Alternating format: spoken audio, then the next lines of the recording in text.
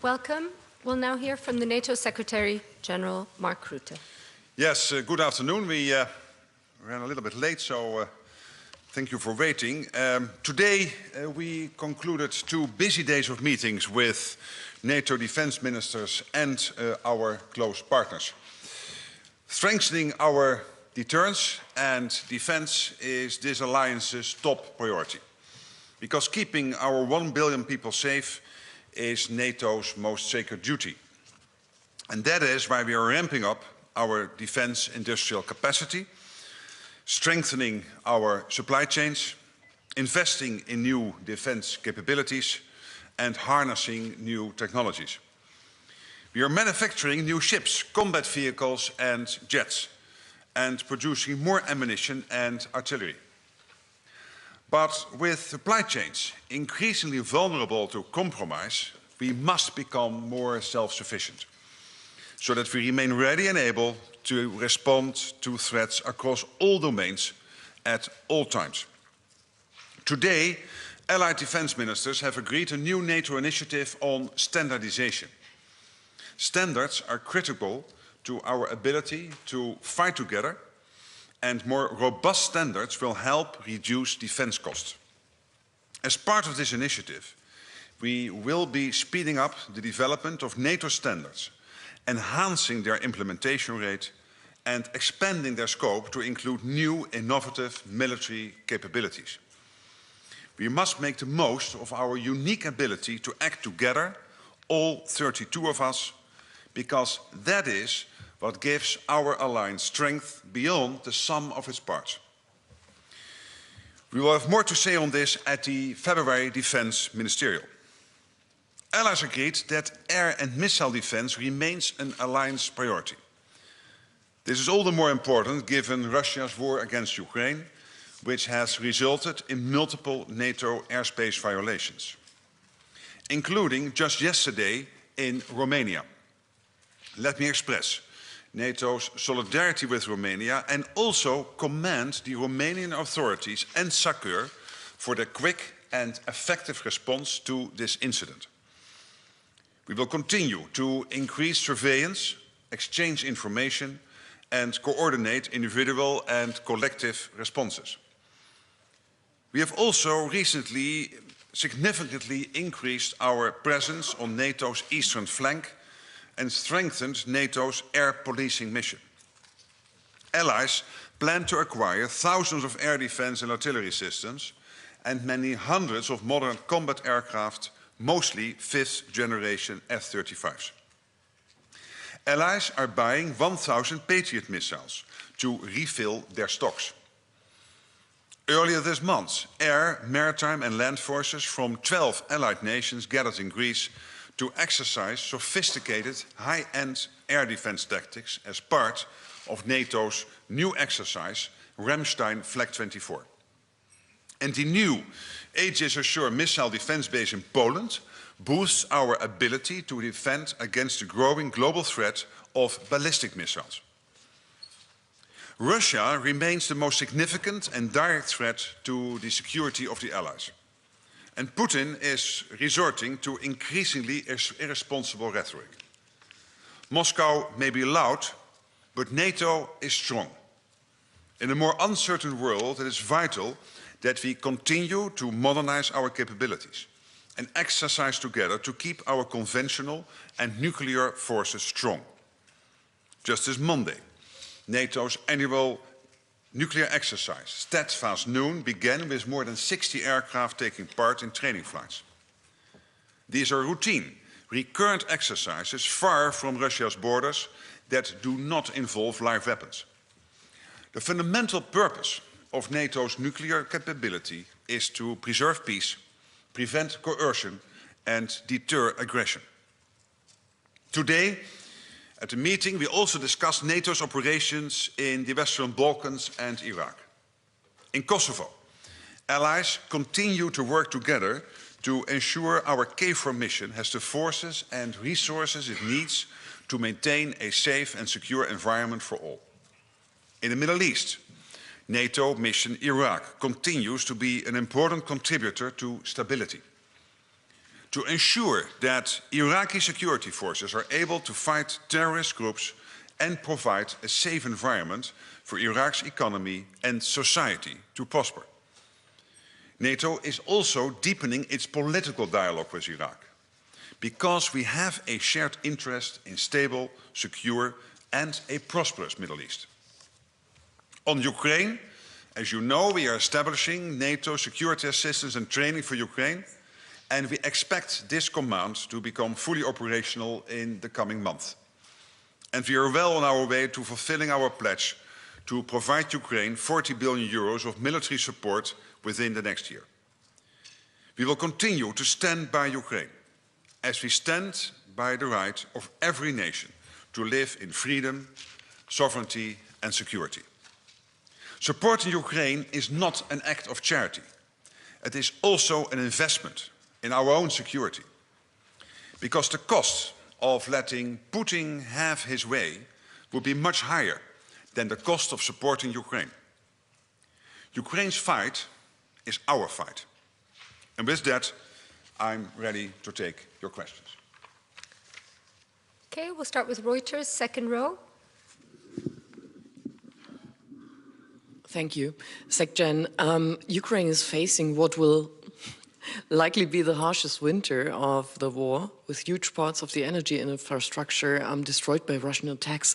Can you tell us what else NATO will put on the table to help Ukraine through the winter, please? Yes, here allies are, and also the European Union, I might add, are working hard on winterization. And you are absolutely right that the energy infrastructure is in a difficult situation, and that will have an impact on the average Ukrainians during winter. And we want to minimize that impact and help the Ukrainians do that. So that is done through NATO allies. Also the EU is helping here. Of course, what NATO is primarily focused on is making sure that the training takes place, that massively military aid gets into Ukraine. But you're absolutely right, also winterization has to be one of our priorities. Okay, Jon Hatt, at the back.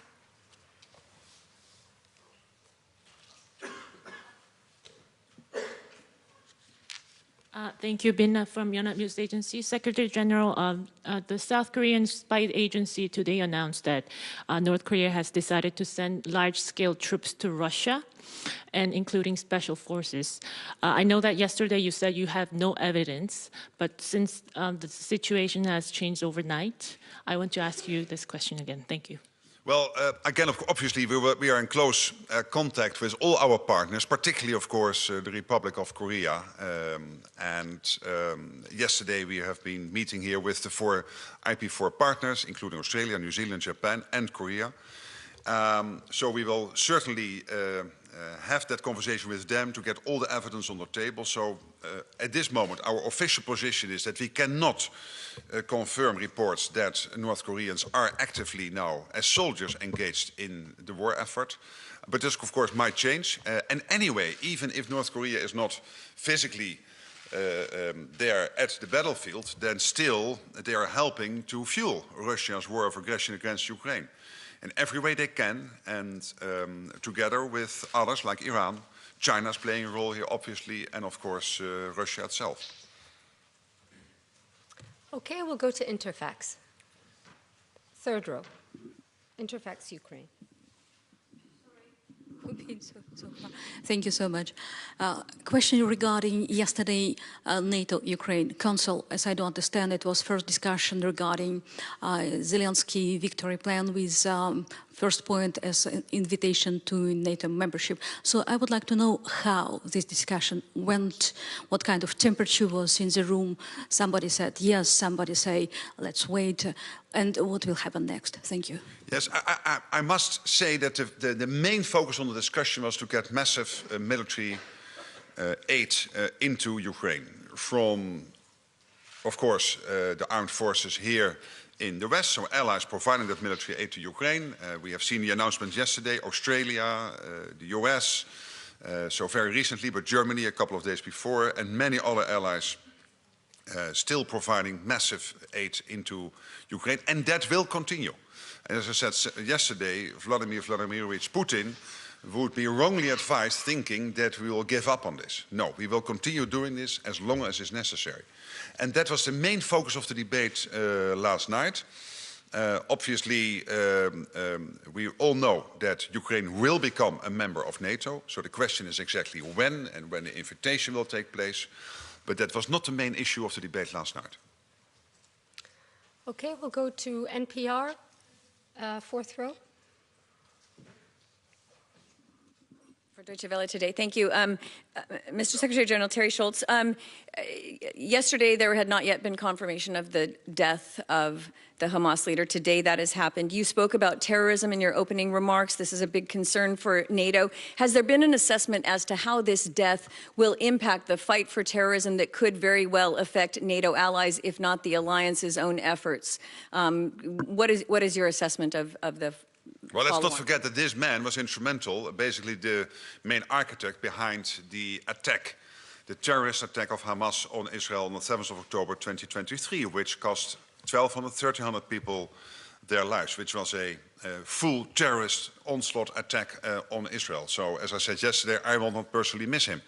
Obviously, there is the wider question of terrorism. NATO is, of course, vigilant in making sure that the alliance stays safe, and terrorism is a particular point of attention for the alliance. We are not involved as an alliance in the Middle East. Obviously, we take a careful look at what is happening because of our NATO mission in Iraq, but that is not playing a role there in the fighting taking place now, let's say Israel and Gaza and Lebanon.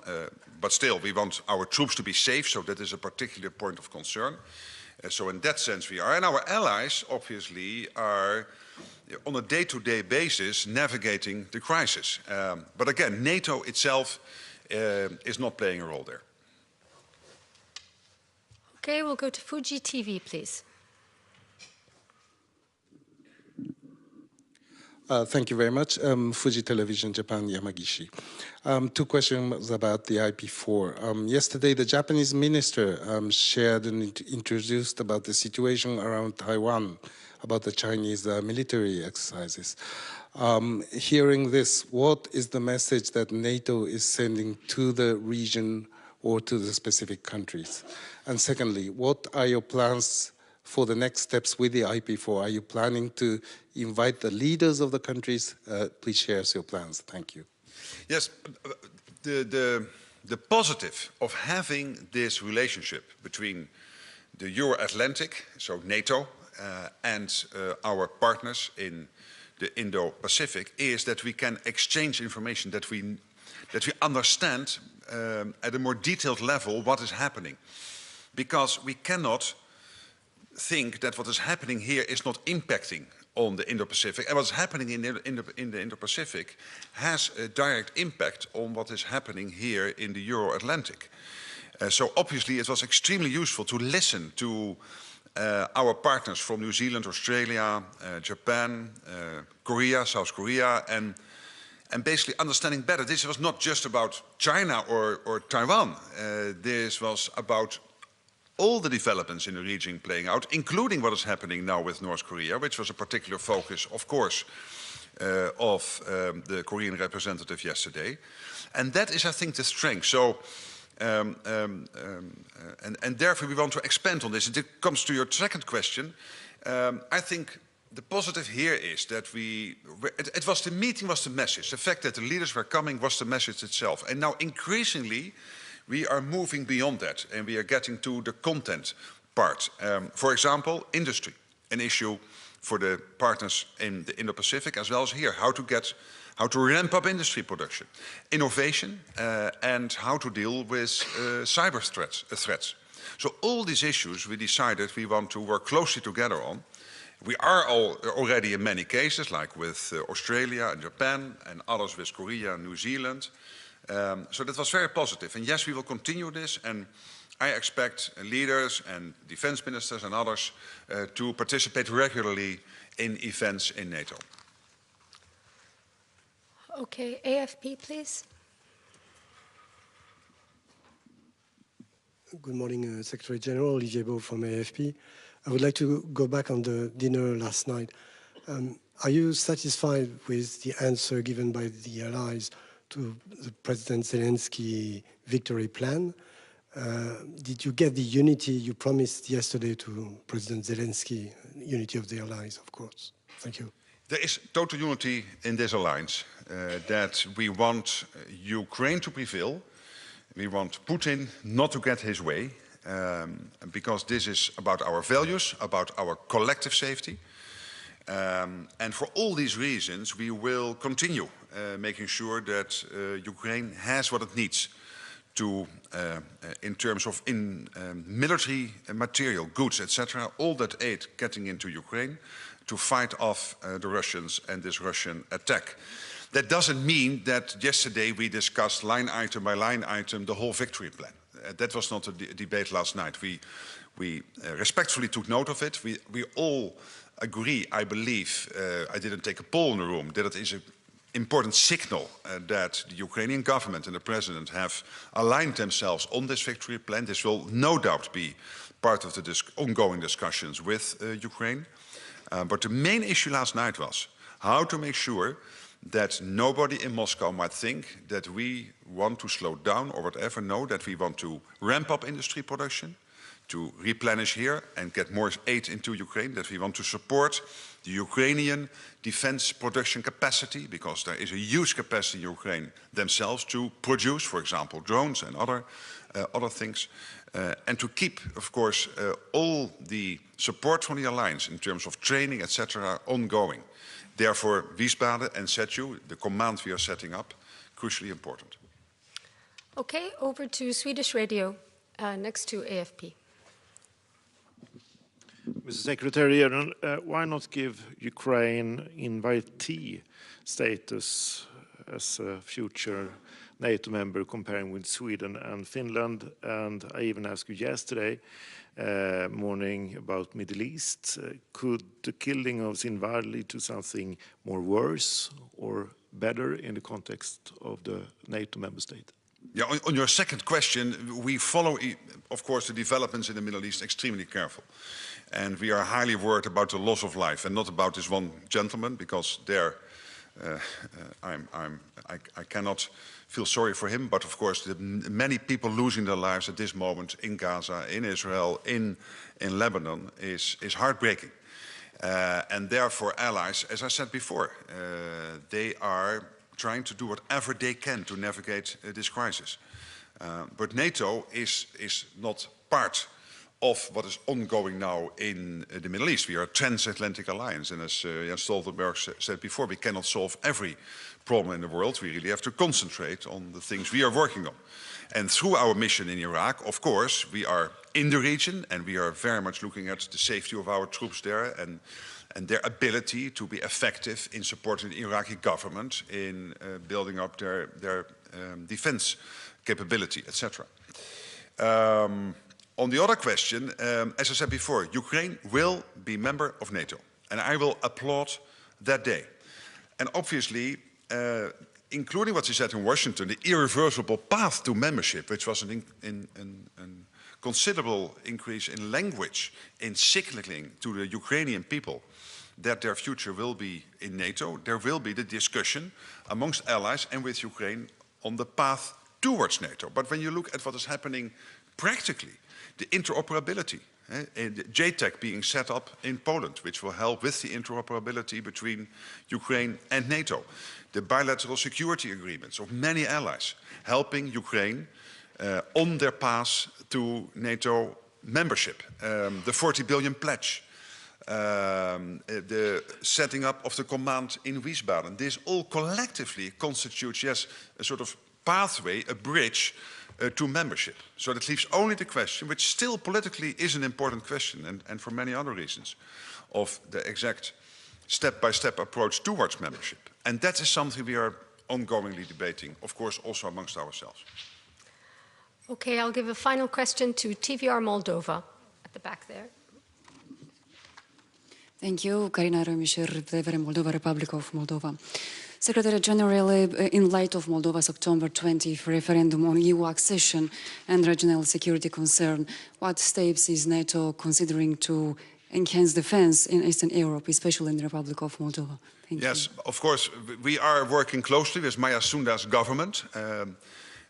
Can I personally applaud her leadership of what she is doing and trying to build a stable democracy in Moldova, which is able also to protect against all the particularly hybrid interference which is taking place from Russia. Hybrid interference, including Moldova, we see with all allies, but also with Moldova. Russia clearly has a goal here, which is to somehow derail Moldova's pro-European trajectory.